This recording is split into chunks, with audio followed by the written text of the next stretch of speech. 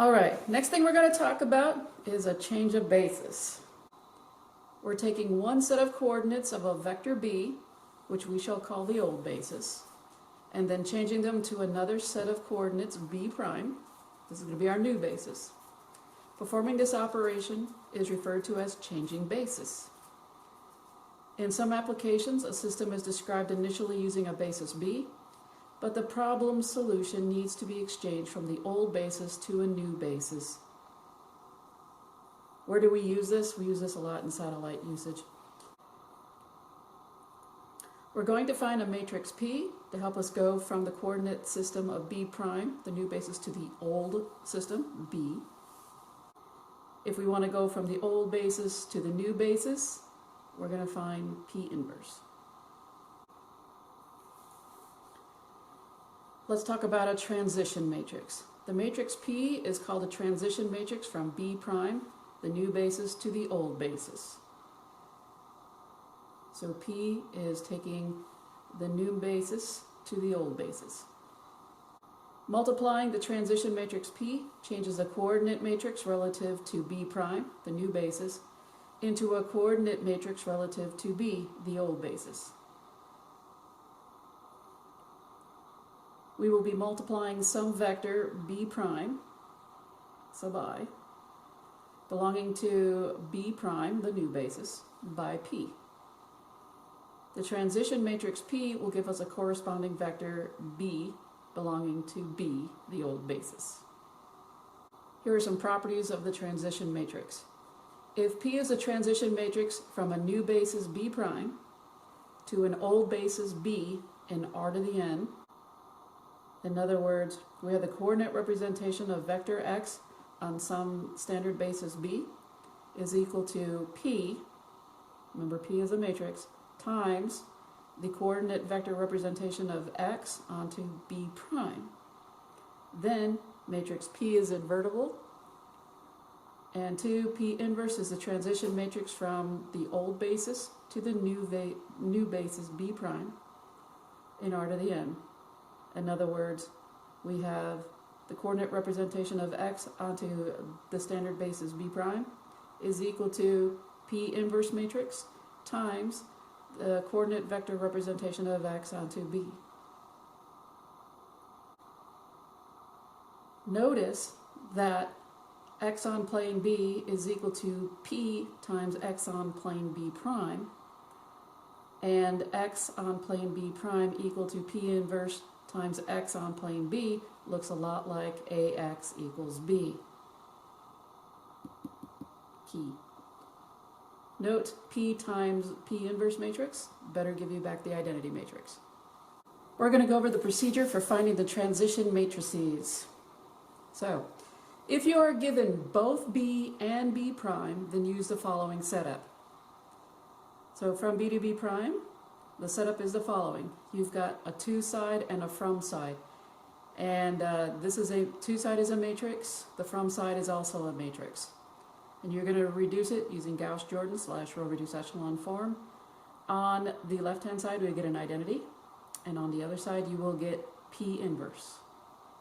When it's going from B to B prime, you get P inverse. So do this again. This is to B prime from matrix B, and we will get the identity matrix, whatever size that was, and you will get a P inverse.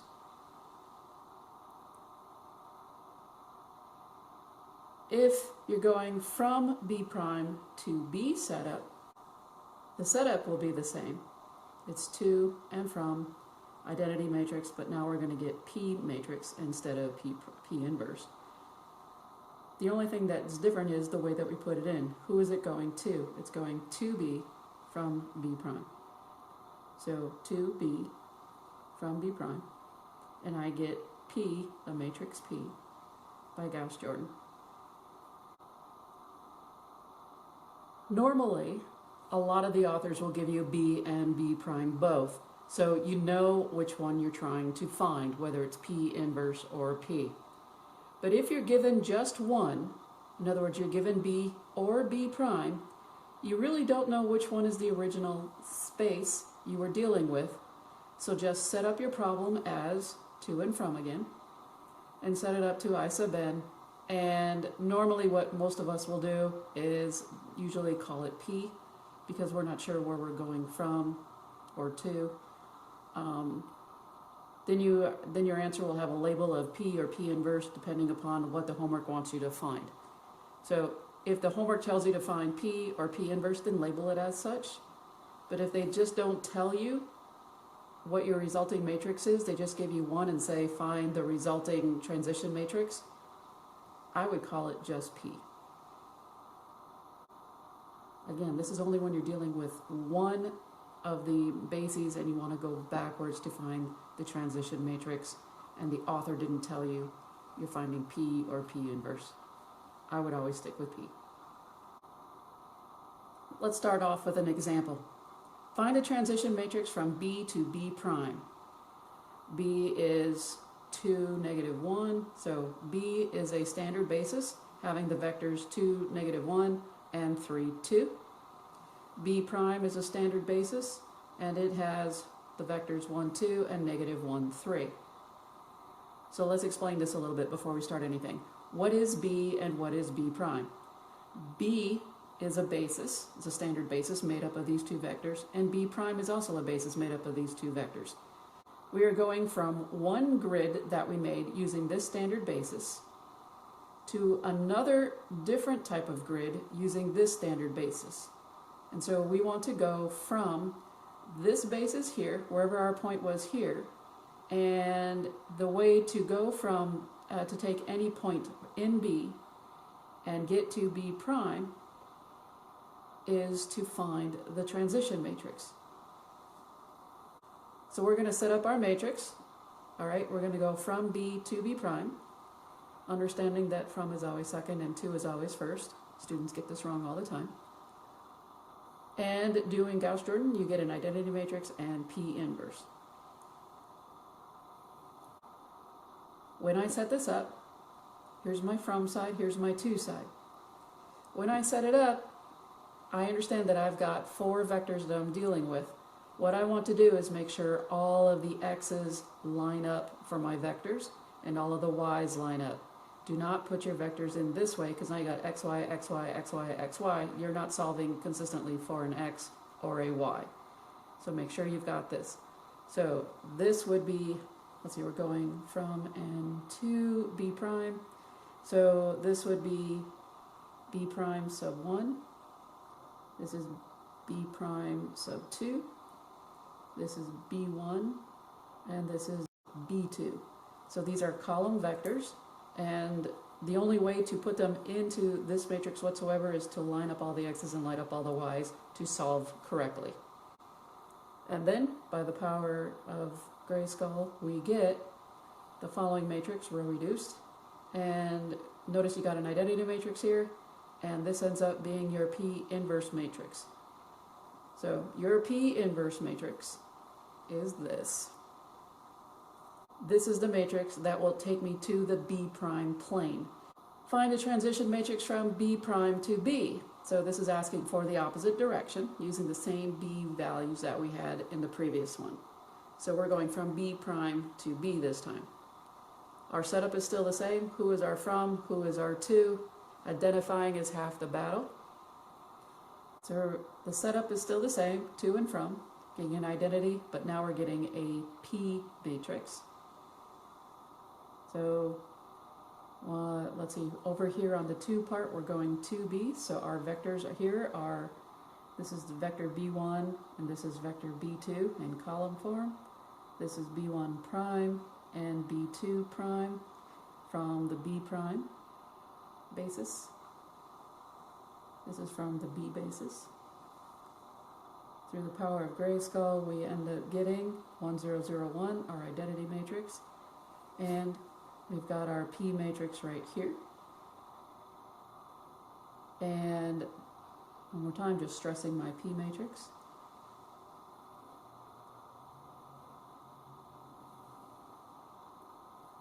What is this matrix again? This is the matrix that will take me to the basis plane B this time. So there is one matrix that will take me from B to B prime, And there is another matrix that will take me from B prime to B. I have set S is given here for our next example. Set T is right here. And these are bases in R3. And we want to find P of what is this nasty notation. This is P. They want us to find matrix P mapping from T to S. So we want the transition matrix, shortcut, from T to S. The arrow points to where it's going. So from T to S. This is called a mapping. Step 1 is always a setup. Know who it's from and who it's to. So we're going from T to S.